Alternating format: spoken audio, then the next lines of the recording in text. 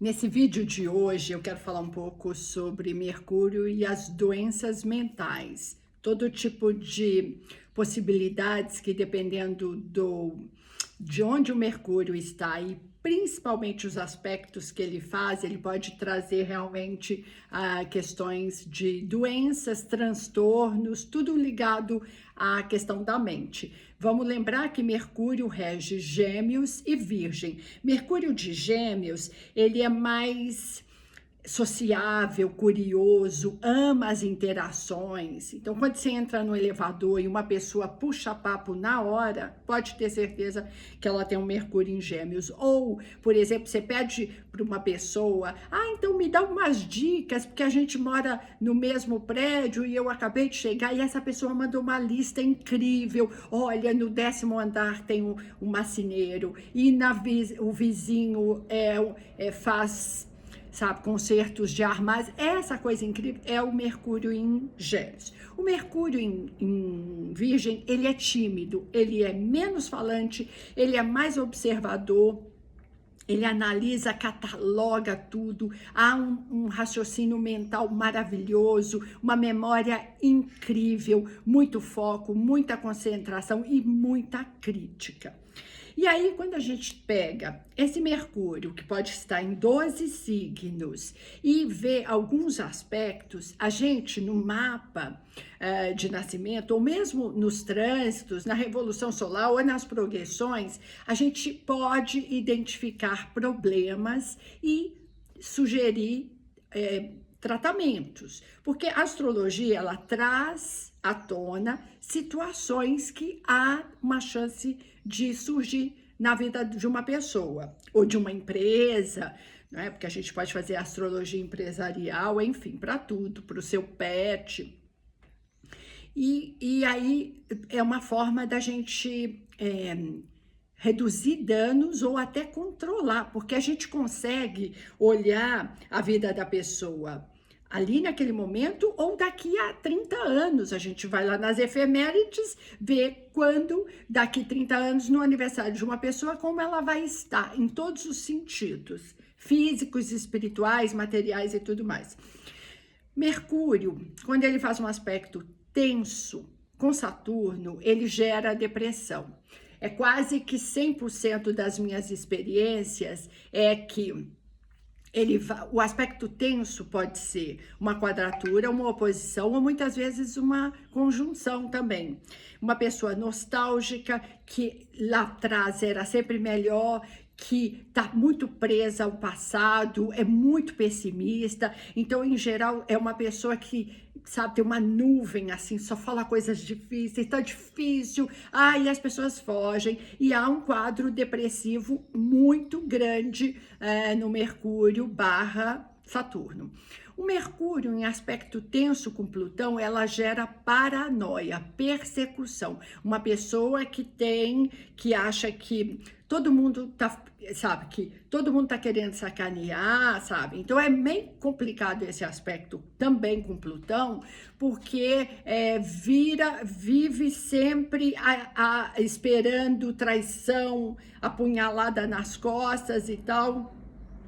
Essa é uma pessoa que vai ter um mental assim muito sombrio, sabe? E foca muito no difícil, então só assiste noticiários que tem muito sangue, às vezes muitas séries de assassinatos.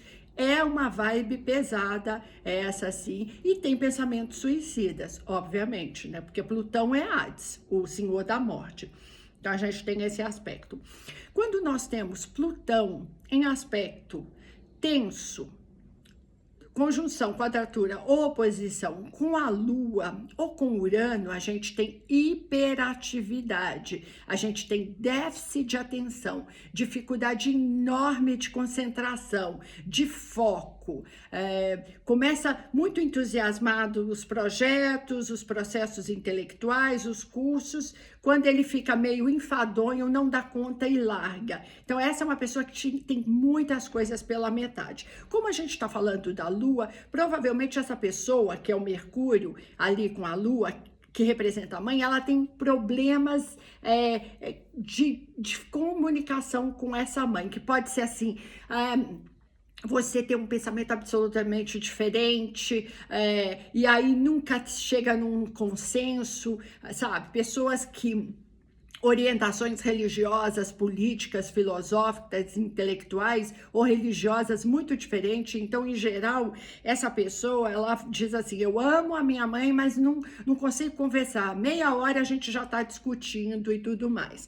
Então, a gente tem esse quadro importante, né, que tem a ver com déficit de atenção mesmo. E eu também percebo que quando o Mercúrio faz um aspecto tenso com Urano, ele causa muitas vezes tendências a esquecimento, a uma demência precoce, às vezes ele pode levar a propensão a essa pessoa ter Alzheimer. Isso tudo, como a gente detecta?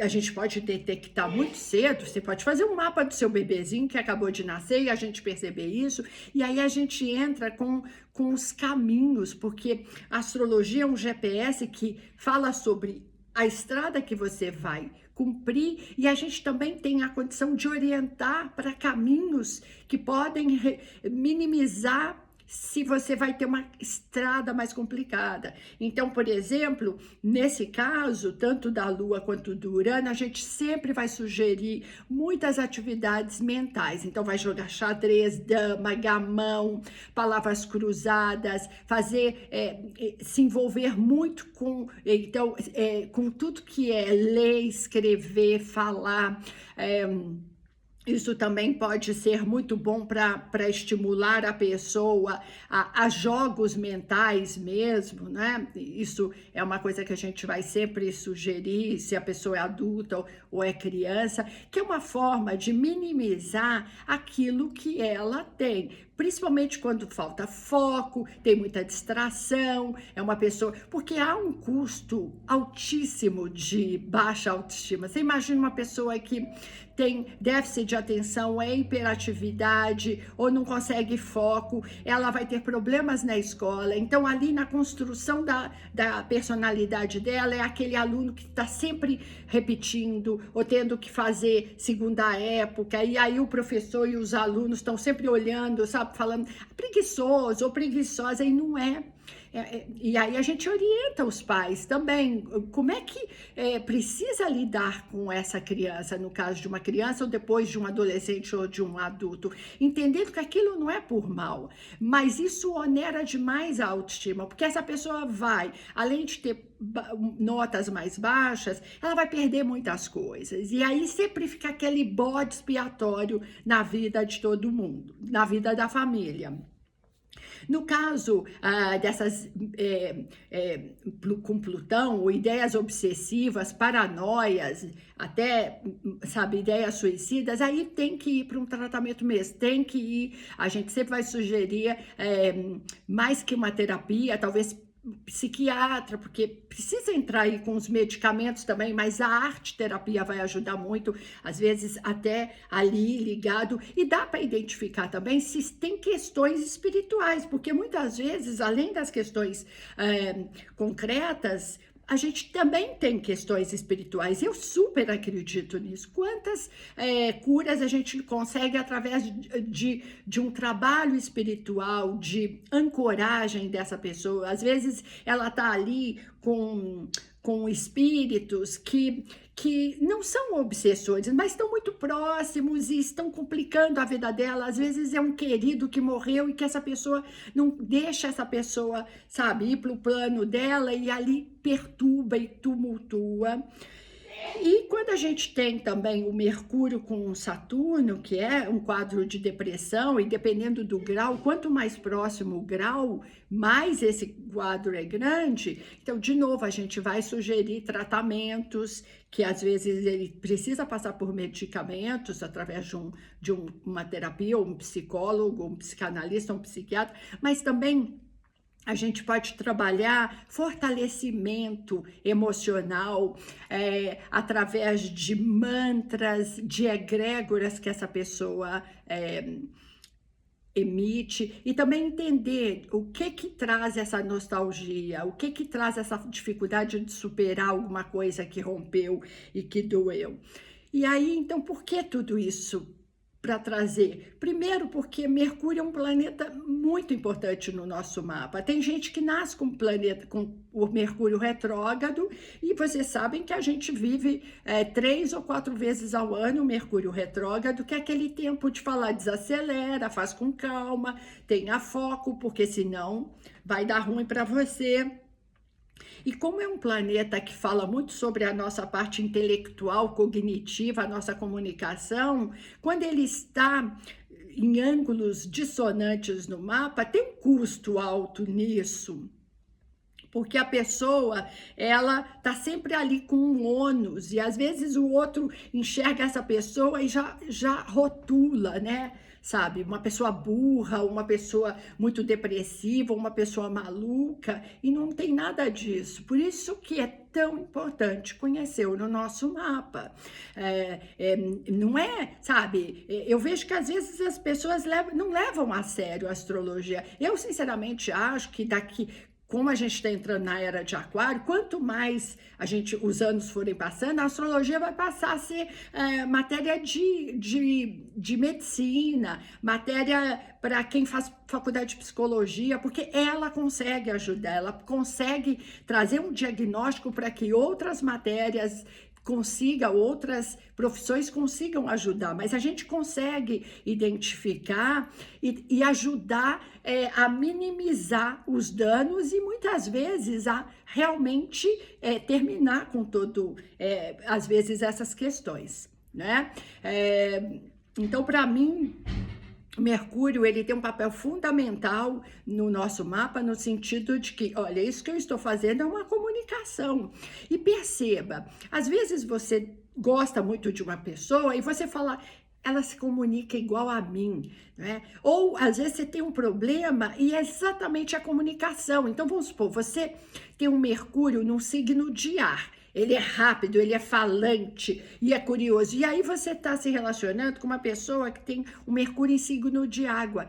É uma comunicação mais lenta, mais devagar. Às vezes a comunicação não passa por ser direta nas palavras, mas ela pode vir muito mais através de imagens, de músicas, de textos. Só que às vezes isso dá uma complicação, principalmente se é seu sócio, se é sua parceira, se é seu parceiro, porque você está tentando ser lógico e direto e a outra pessoa está ali na fantasia ou na poesia.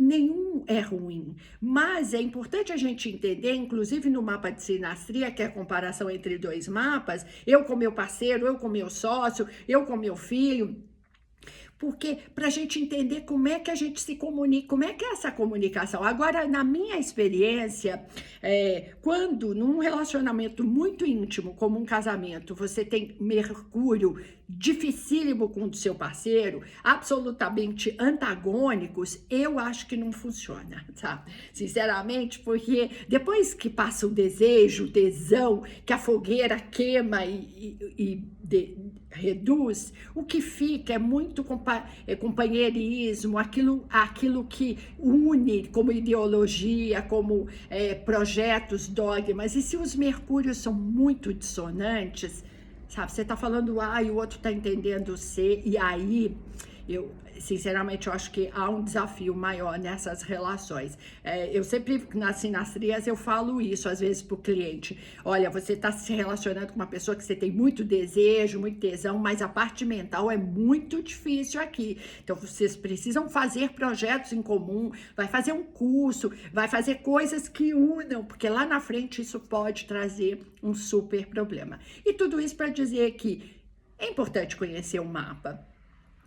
Primeiro de nascimento, é a base de tudo. Às vezes o cliente me diz assim, não, eu não quero fazer o de nascimento, eu quero fazer o do ano. Eu digo, não vai fazer comigo. Tem astrólogos que não tem problema, comigo não vai poder fazer. Porque se você não entender o seu mapa de nascimento, não adianta você entender o que está acontecendo agora, sabe? Você precisa voltar na vida, você precisa voltar lá para trás para entender o que você vem fazer aqui. Essa coisa de que eu só quero saber do meu ano, esqueça, é uma perda de tempo. Não gaste o seu dinheiro pulando etapas, sabe? O médico, quando você vai fazer uma consulta, ele pede aqueles exames chão, aqueles exames base, para depois ir para aqueles mais fechados. Na astrologia também, o exame base é o mapa de nascimento.